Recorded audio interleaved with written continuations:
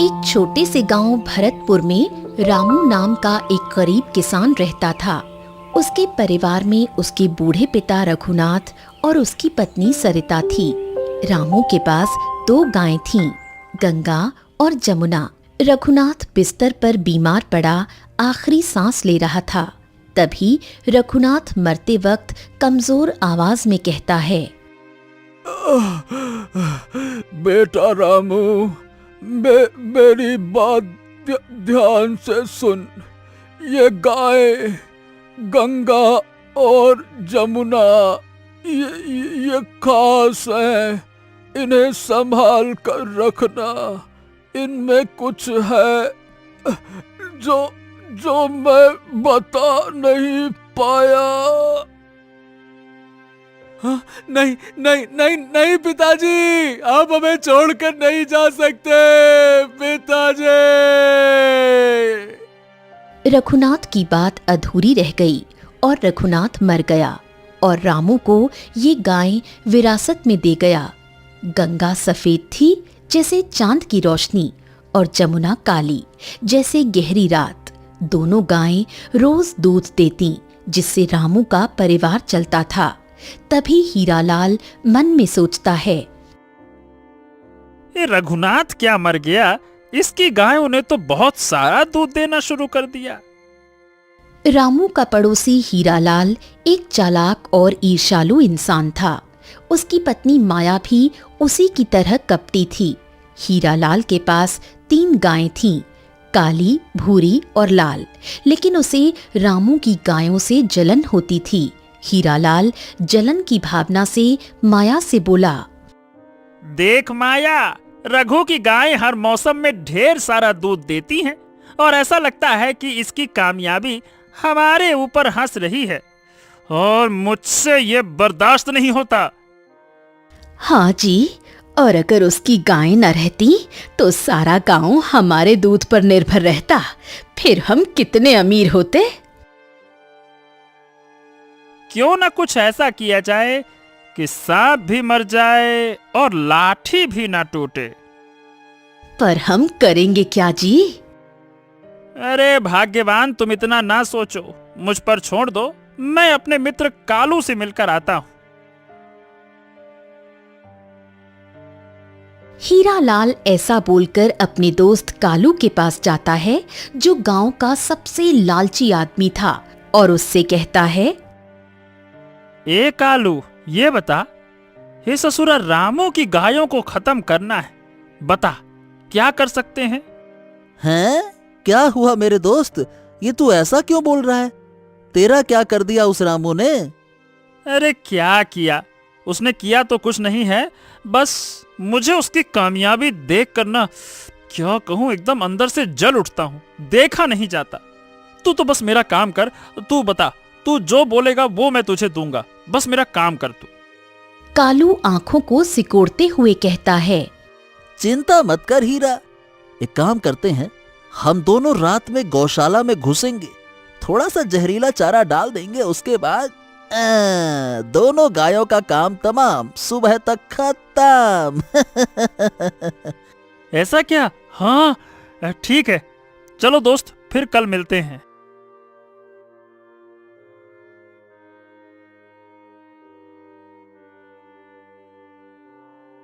दूसरी रात हीरालाल, कालू और माया गौशाला में घुसे, लेकिन गायों के पास पहुंचते ही कुछ अनोखा हुआ।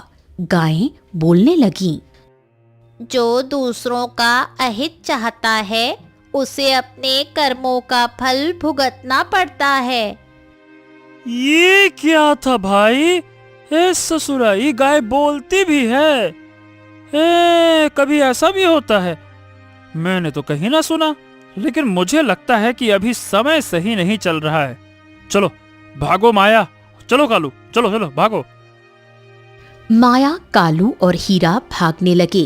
तभी माया हांफते हुए बोली, ये गायें, ये सच में जादुई हैं। मैंने आज तक ऐसी बोलने वाली गाय नहीं देखी। तीनों वहां से भागे और हीरालाल के घर पहुंचे, लेकिन उनकी जलन और बढ़ गई। आज तो वो गाय बच गईं, लेकिन कब तक मैं भी देखता हूं। गांव में रामू का दोस्त श्याम उसका हमदर्द था। वो गांव के लोगों से हीरालाल के लालच के बारे में सुनता ही रहता था। एक दिन शाम रामू के घर आया और रामू से बोला, देख भाई रामू, तेरा पड़ोसी हीरालाल बहुत ही कपटी है। तेरे पिता के जाने के बाद उसकी नजर तेरे गायों पर है, मैं बता रहा हूं पहले ही। ये जरूर कुछ ना कुछ करेगा। अपनी गायों को जरा संभाल के रखना। हाँ। हाँ श्याम, मुझे भी कुछ अजीब लग रहा है। पिताजी ने कहा था कि ये गायें खास हैं, पर मुझे समझ नहीं आ रहा कि गाय खास हैं क्यों। अरे तू ज्यादा सोच मत, एक काम कर, क्यों ना तू उन गायों के पास जा, शायद तुझे वहीं कोई जवाब मिले। तू सच का पता लगा, है ना? चल मैं चलता हूं। ऐसा बोलकर श्याम अपने घर चला गया।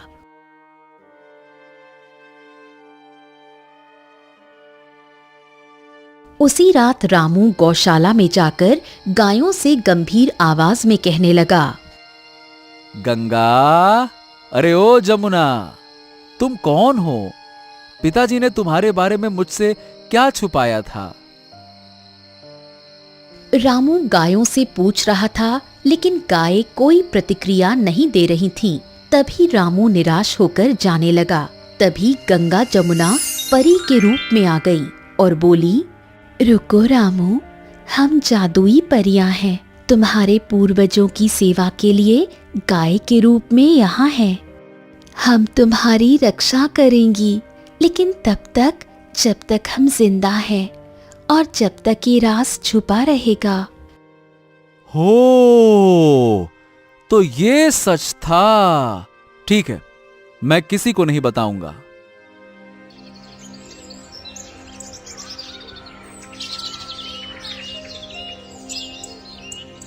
अगली सुबह जब शाम भी रामू के घर आया था, तब रामू ने ये बात सरिता और श्याम को बताई।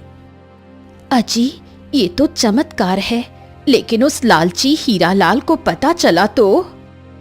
अरे कुछ नहीं होगा भाभी जी, हम सब मिलकर इनकी हिफाजत करेंगे, आप निश्चिंत रहिए। हाँ। शाम के ऐसा बोलते ही सभी खुश होकर हंसने लगे और इधर हीरालाल और कालू ने आखिरी योजना बनाई। अरे जहरीला चारा काम नहीं आया तो क्या हुआ, अब हथियार लेकर जाएंगे। हाँ हाँ, और इस बार कोई जादू वादू हमें नहीं रोकेगा। तो फिर चलो, नेक काम में देरी कैसी, आज रात ही खत्म कर देते हैं। काली रात जब गांव सो रहा था, हीरालाल, माया और कालू गौशाला में घुसे। उसी समय रामू को सपनों में गायों की आवाज सुनाई दी। सावधान रामू, खतरा पास है। रामू चौंक कर उठा और बोला, क्या? हाँ, मुझे जाना होगा। उधर हीरालाल गायों को मारकर हंसते हुए कहता है, चलो हो गया काम, अब रामू का क्या होगा। चलो भाग चलते हैं, इससे पहले कि कोई आ जाए। हाँ चलो चलो चलो चलो। वो तीनों लोग भाग गए। तभी रामू गौशाला की ओर भागा, लेकिन तब तक देर हो चुकी थी। हीरालाल और कालू ने गंगा और जमुना को मार डाला। लेकिन तभी गायों के शरीर से रोशनी निकली और दो परियां आसमान में उड़ी। हमारा समय यहाँ खत्म हुआ रामू, लेकिन जो हुआ उसके लिए न्याय होगा। रामू रोते हुए चिल्ला कर बोला, नहीं गंगा जमुना नहीं। श्याम और सरिता गौशाला पहुंचे। गांव वाले भी रोशनी देखकर जग गए। रामू, ये क्या हुआ? सरिता रोते हुए बोली, हमारी गाय वो परियां थी।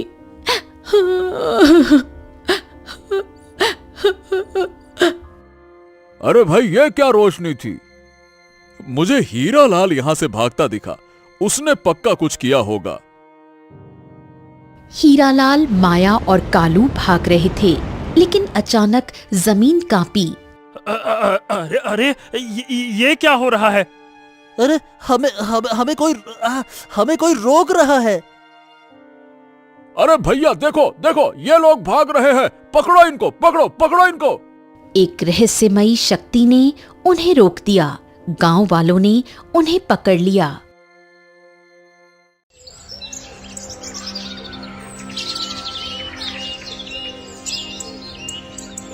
बोलो, तुमने क्या किया है? हीरालाल झूठ बोलते हुए कहने लगा। हमने कुछ नहीं किया है। गायें अचानक से खुद ब खुद मर गई हैं। हम क्या कर सकते हैं इसमें? झूठ मत बोलो, तुमने लालच में हमें मारा। अब अपने कर्मों का फल भोगो।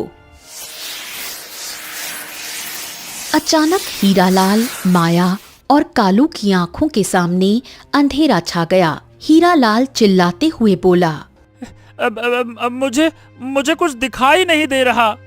मेरी आंखें, क्या हो गया? नहीं नहीं नहीं, ये कैसा जादू है? मुझे भी कुछ दिखाई नहीं दे रहा। अरे कहाँ हो हीरालाल? कहाँ माया, कहाँ हो तुम? तीनों अंधे हो गए। गांव वाले हैरान थे। तभी श्याम बोला, ये उनके पापों की सजा है रामू। हाँ, इनको तो सजा मिल गई, लेकिन मेरी गाय बेचारी गंगा और जमुना, वो चली गईं। गंगा और जमुना के मरने के बाद गांव में एक अजीब सन्नाटा छा गया। हीरालाल, माया और कालू अंधे हो चुके थे और गांव वालों ने उन्हें उनके घरों में कैद कर दिया। लेकिन रामू का मन उदास था। उसकी गायें, जो उसकी धरोहर थीं, अब नहीं रहीं।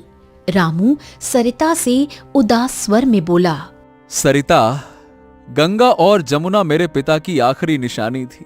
अब मैं क्या करूं? सुनिए जी, वो परियां थी। उन्होंने हमें इतना खुशहाल बनाया। शायद उनका जाना भी किसी बड़े कारण से हुआ हो। श्याम रामू के पास आते हुए बोला, हाँ रामू, गांव वाले अब तेरे साथ हैं। हीरालाल को उसकी सजा मिल गई है। अब तो हिम्मत रख। ऐसा बोल श्याम भी घर चला गया।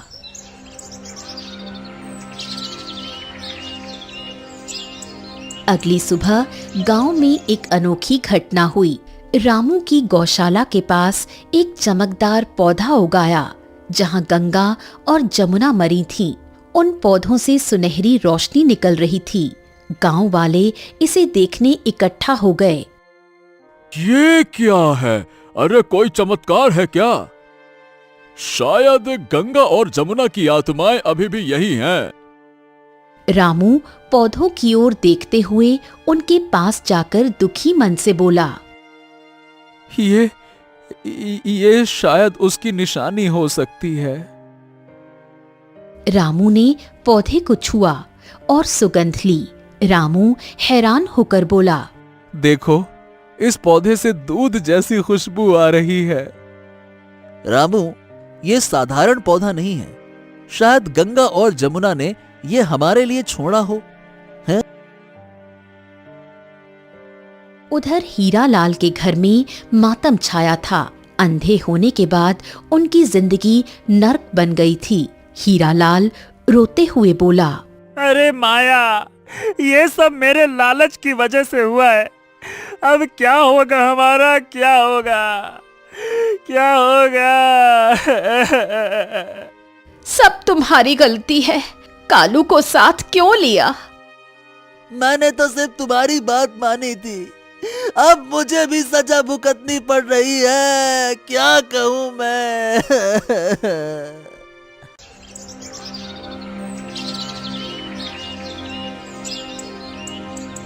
कुछ दिन बाद रामू ने देखा कि वो चमकदार पौधा बड़ा हो गया था। उसमें अब छोटे छोटे फल लगे थे, जो दूध की तरह सफेद थे। रामू ने एक फल तोड़ा और उसे चखा। सरिता, श्याम, ये देखो, ये फल, इसमें दूध का स्वाद है। ऐसा दूध जो गंगा और जमुना देती थी। सच में ये तो चमत्कार है। रामू, लगता है गंगा और जमुना ने हमें ये तोहफा दिया है। अब तेरा परिवार फिर से खुशहाल होगा। हाँ।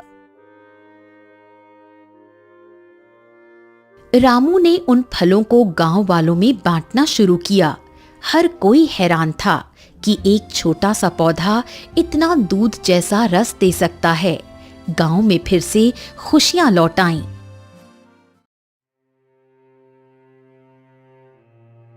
लेकिन एक रात रामू को फिर से सपना आया।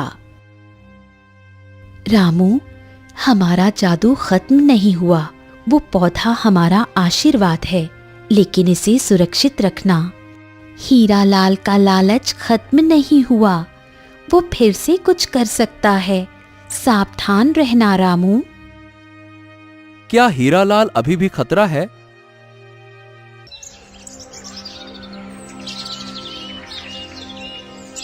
रामू ने सुबह शाम को ये बात बताई।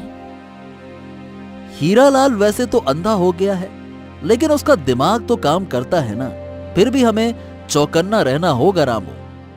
हाँ, मैं उस पौधे की रखवाली करूंगा। ये मेरी गायों की आखिरी निशानी है। हाँ। इधर हीरालाल के घर में एक नई साजिश चल रही थी। भले ही वो अंधा था, लेकिन उसने एक गांव के लड़के को पैसे का लालच देकर अपने पास बुलाया। सुन छोटू, एक काम कर बेटा, रामू के गौशाले के पास एक पौधा है, जा जा बेटा, उसे उखाड़ कर जला दे। जो मांगेगा वो दूंगा, जा। लेकिन हीरालाल चाचा, गांव वाले कहते हैं वो पौधा जादुई है। जादू वादू कुछ नहीं, तू बस हमारी बात मान, तुझे ढेर सारे पैसे मिलेंगे। छोटू ने पैसे के लालच में हाँ कर दी।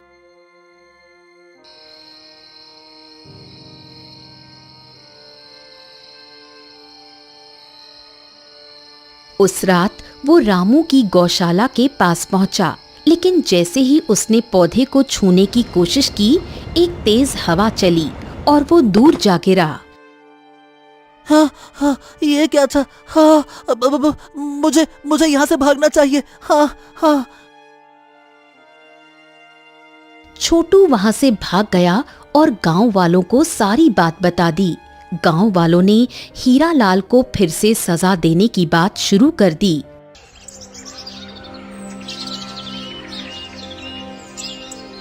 हीरालाल, तू सुधरेगा नहीं। अब तुझे गांव से निकालना ही ठीक है। नहीं नहीं नहीं नहीं नहीं, मुझे माफ कर दीजिए। मैं अंधा हूँ। मैं कहाँ जाऊंगा? मैं थोड़ा मेरे बारे में सोचिए। सरपंच गांव वालों से बोला। देखो, हीरालाल ने फिर से रामू को नुकसान पहुंचाने की कोशिश की। अब इसकी सजा तय करनी होगी। हाँ भाई, इसे गांव से निकाल दो। ये अंधा होकर भी शांति नहीं छोड़ रहा है। ये नहीं कि शांति से घर बैठे।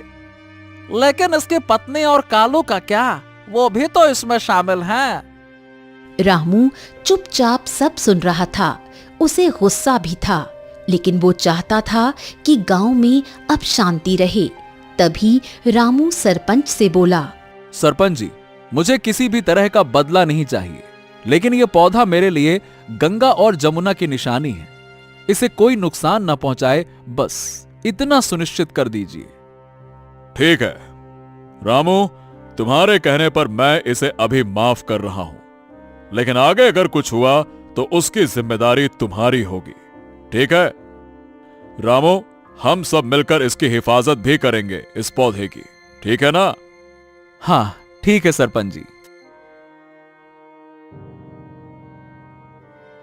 ऐसा कहकर सब अपने घर चले गए। हीरालाल के घर में माहौल गर्म था। छोटू के नाकाम होने से हीरालाल का गुस्सा 7वें आसमान पर था। ये छोटू तो निकम्मा निकला मेरे घर से। अब क्या करेंगे? अब क्या करेंगे? तुम्हारी योजनाएं भी बेकार हैं। अब अगर कुछ किया तो गांव वाले हमें गांव से निकाल देंगे। मुझे तो लगता है कि वो पौधा भी जादुई है। हमें उससे दूर रहना चाहिए। अरे तुम लोग फिर से वही जादू बादू। मैं हारा नहीं हूं, एक आखिरी दांव खेलूंगा मैं। हीरालाल ने अपने भतीजे को, जो पास के गांव में रहता था, एक चिट्ठी भेजी। उसका भतीजा मंगल एक ताकतवर और लालची आदमी था। चिट्ठी मिलते ही मंगल चिट्ठी पढ़ता है। मंगल मेरे पास आ, रामू का वो जादुई पौधा उखाड़ दे, उसके बदले तुझे जो चाहिए वो दूंगा।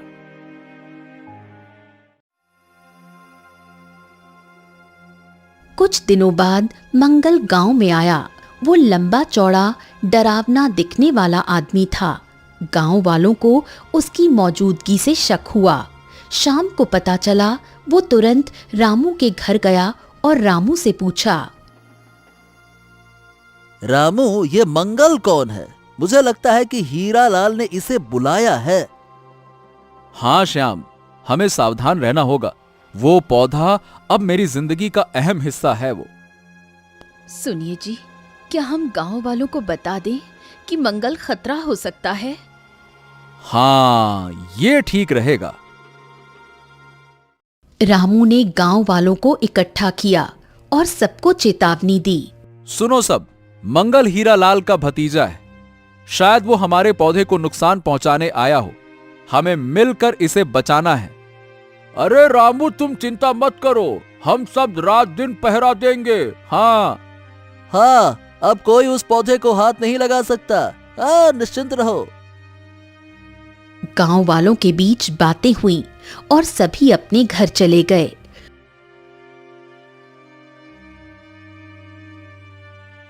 उस रात मंगल चुपके से रामू की गौशाला की ओर बढ़ा।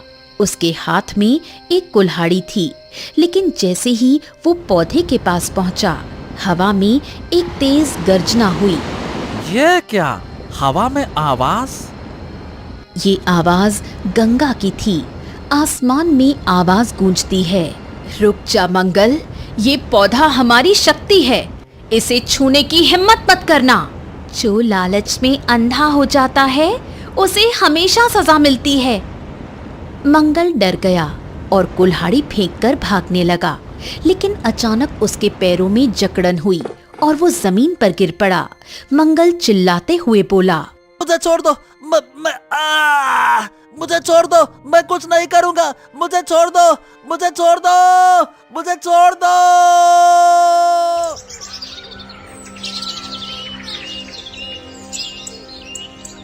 सुबह तक वो वहीं पड़ा रहा और चिल्लाता रहा, मैं कुछ नहीं करूंगा, मुझे छोड़ दो, मुझे छोड़ दो, मुझे छोड़ दो।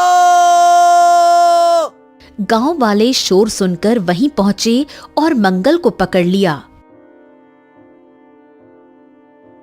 बोल, तू यहाँ पे क्या करने आया था?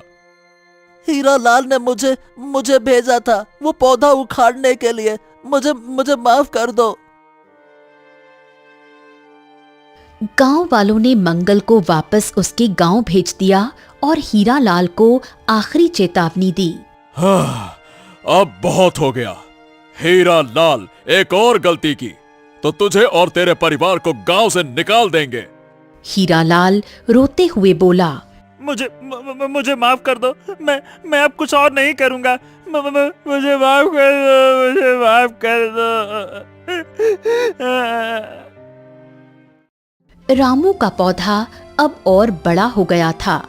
उसके फल पूरे गांव को दूध जैसा रस दे रहे थे। गांव में खुशहाली लौट आई थी। लेकिन एक रात रामू को फिर से सपना आया। रामू, हमारा आशीर्वाद हमेशा तेरे साथ रहेगा, लेकिन ये पौधा सिर्फ शुरुआत है। जल्द ही एक और चमत्कार होगा, तैयार रहना। रामू हड़बड़ा कर उठा और बोला, हाँ, और चमत्कार? ये क्या होगा?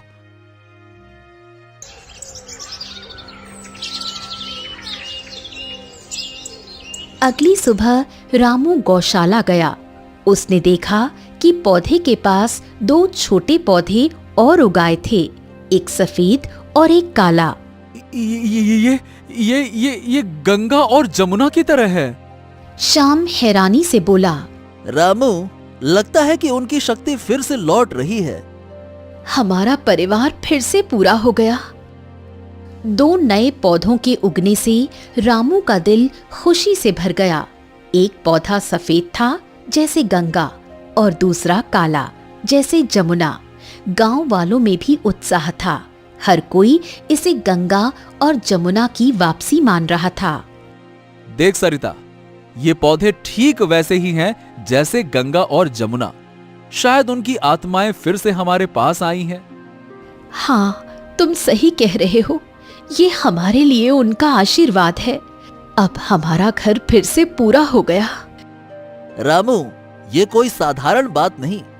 इन पौधों में भी वही जादू हो सकता है। हमें इन्हें संभाल कर रखना होगा, है ना? रामू ने दोनों पौधों को पानी दिया और उनकी देखभाल शुरू कर दी। रामू पौधों को पानी देते हुए, तुम दोनों पौधे मेरे गंगा और जमुना की निशानी हो। मैं तुम्हें कुछ नहीं होने दूंगा। अब मैं उनको तो नहीं बचा पाया, पर तुम्हें मैं सारी बुरी नजरों से सुरक्षित रखूंगा। हाँ। उधर हीरालाल के घर में सन्नाटा था। मंगल के नाकाम होने और गांव वालों की चेतावनी के बाद वो टूट चुका था, लेकिन उसका लालच अभी भी जिंदा था। तभी हीरालाल अपनी पत्नी से बोला, माया माया माया, ये ससुर मंगल भी हार गया, लेकिन मैं हार नहीं मानूंगा। वो पौधे रामू की ताकत है ना, तो उन्हें खत्म करना होगा। हीरालाल, अब बहुत हो गया। हम अंधे हैं, बेबस हैं। क्या अभी भी लालच नहीं छोड़ेंगे? माया सही कह रही है हीरालाल। तेरे चक्कर में हम भी बर्बाद हो गए। अब चुपचाप जीने दे बची कुची जिंदगी। क्यों परेशान कर रहा है? नहीं, मैं रामू को जीतते देख ही नहीं सकता। एक बार आखिरी कोशिश और करूंगा। हाँ।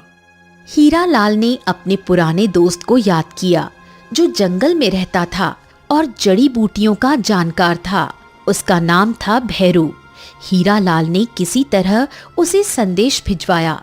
संदेश को भैरू पढ़ता है, भैरू, मेरे पास आ। एक पौधे को खत्म करने के लिए तेरी जड़ी बूटी चाहिए। बदले में जो मांगेगा वो दूंगा।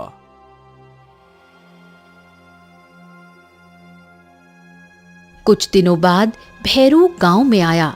वो एक रहस्यमयी आदमी था, जिसके पास एक छोटी थैली थी जिसमें जहरीली जड़ी बूटियां भरी थीं। गांव वालों को उस पर शक हुआ, लेकिन कोई सबूत नहीं था। शाम को फिर ये बात गांव वालों से पता चली। वो तुरंत रामू के घर गया और उससे पूछने लगा, रामू, अब ये भेरू कौन है? मुझे लगता है कि ये हीरालाल की नई चाल है। वो हार नहीं मान रहा है। ओहो, अब कोई भी आए श्याम, हमें सावधान रहना होगा। हमें रात को खुद गौशाला में पहरा देना होगा। सुनिए जी, आप वहां अकेले मत रहना। मैं और श्याम भी आपके साथ रहेंगे। उस रात रामू, श्याम और सरिता गौशाला के पास छिपकर पहरा देने लगे। आधी रात को भैरू चुपके से वहां पहुंचा। उसके हाथ में एक छोटी शीशी थी जिसमें जहरीला रस भरा था। बस मैं इस रस को पौधे पर डाल दूंगा। सुबह तक सब खत्म। हीरालाल का काम हो जाएगा। हाँ। जैसे ही भैरू ने शीशी खोली, हवा में फिर से सनसनाहट हुई। 2 चमकदार आकृतियां प्रकट हुईं, गंगा और जमुना परियों की आकृति। रुक जा भैरू, ये पौधे हमारी शक्ति हैं। इन्हें नुकसान पहुंचाने की तुझे सजा मिलेगी। जो लालच के लिए दूसरों का नाश करता है, वो खुद बर्बाद होता है। हाँ, ये क्या? अरे परिया, परिया, मुझे छोड़ दो, मुझे छोड़ दो, मुझे छोड़ दो, मुझे छोड़ दो। भैरू भागने की कोशिश करने लगा, लेकिन उसकी शीशी हाथ से छूटकर जमीन पर गिरी। जहरीला रस उसके पैरों पर फैल गया और वो चिल्लाने लगा, हाँ, मेरे पैर, मेरे पैर, ये क्या चल रहा है? बचाओ, बचाओ मुझे, मुझे बचाओ, बचाओ। रामू, श्याम और सरिता बाहर निकले और उसे देखा। भैरू का पैर काला पड़ गया था। गांव वाले भी शोर सुनकर इकट्ठा हो गए। ये क्या हुआ? तू यहाँ क्या कर रहा था? भैरू रोते हुए सब कुछ तोते की तरह बोलने लगा। हीरा लाल ने मुझे भेजा था, वो पौधों को मारना चाहता था। मुझे माफ कर दो, मुझे माफ कर दो। ये हीरा लाल कभी नहीं सुधरेगा। अब क्या करे सरपंच जी? अब बहुत हो गया, हीरा लाल को गांव से निकालना ही होगा।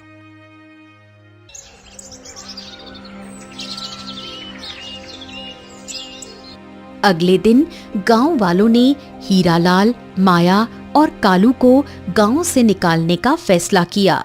भैरू को भी उसके जंगल वापस भेज दिया गया।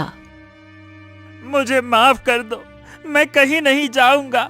मैं अंधा हूँ, कहाँ जाऊंगा मैं? इस गांव के सिवा मेरा कौन है? हमारा क्या होगा? ये सब तुम्हारी गलती है हीरालाल। मुझे अकेले छोड़ दो, मैं इनके साथ कहीं नहीं जाऊंगा। तुम्हारी सजा यही है, अब गांव से बाहर जाओ। हीरालाल, माया और कालू को गांव की सीमा तक छोड़ दिया गया। वो तीनों बेबस थे और उनका भविष्य अनिश्चित था। इधर रामू के 2 नए पौधे तेजी से बढ़ रहे थे।